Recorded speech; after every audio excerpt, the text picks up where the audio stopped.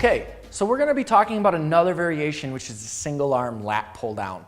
So there's a lot of mistakes that people do with this exercise. It's actually really challenging to maintain the proper mechanical position while you're performing this exercise. So let's break down how this movement goes. Once again, with all our pull downs, we are gonna get that scapular retraction before we start the pull down. We are gonna maintain that erect upper body position, but on this one, we're actually gonna lean back slightly to allow for a little bit more of a contraction through our lat, as well as we're gonna maintain a supinated position or a reverse grip. So this would be a supinated position, a neutral position, a pronated position. We will maintain a supinated position where your palm is facing you. So my palm is facing me while I'm doing this exercise. So let's start. We're gonna get in position. Now, when you pick your weight, you're probably gonna use around 1/3 of the weight that you would normally use for something like a lat pull down. It is very challenging.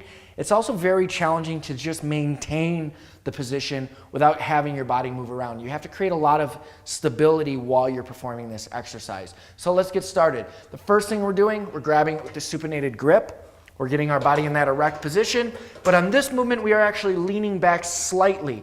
Now, as we pull down in this position, we aren't thinking pull with our hand. We're thinking chest stays up, drive our elbow down. Now, as we pull down, if you're thinking about pulling with your hand, you'll have a tendency to curl your wrist. If we curl our wrist, that brings the weight closer to us, but it doesn't force our back or our lat to contract harder. Because I can bring the weight here, but if my wrist is straight, then I'm getting a bigger contraction on my lat. That is probably the biggest mistake with this exercise, so be very cautious that you are maintaining that straight wrist position, straight elbow position, and really maintaining that chest being up to drive through that lat. You really want to feel it through your lat, getting that stretch. So let's break this one down again. We get in position, we're erect, we're leaning back slightly, our chest is up. We have that supinated position. We pull our scapula down or retract our scapula, and then we pull through that movement. Come up, pull through that movement. When I say pull through that movement, I'm not even thinking so much about pulling as I'm almost thinking about pushing. And when I say push, I'm pushing my elbow down as I pull with my hand. Because it's important that you're not just pulling with your arm, but you are pulling through your back. You want to make sure that this is what's performing the exercise or creating the tension. I am not as tight as I can and pulling through my biceps. So what it would look like if I was doing this wrong would be pulling through my arm. I don't want to pull through my arm.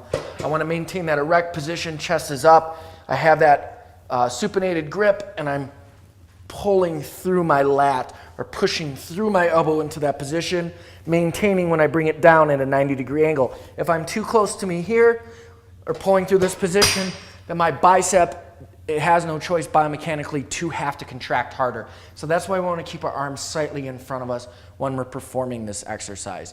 Once again, this is a variation to your pull downs, to your intermediate and advanced program. This is a nice variation for building up the lats. Once again, this is not a strength exercise. Don't think of this as strength. Think about this as maintaining tension to create hypertrophy for stability later.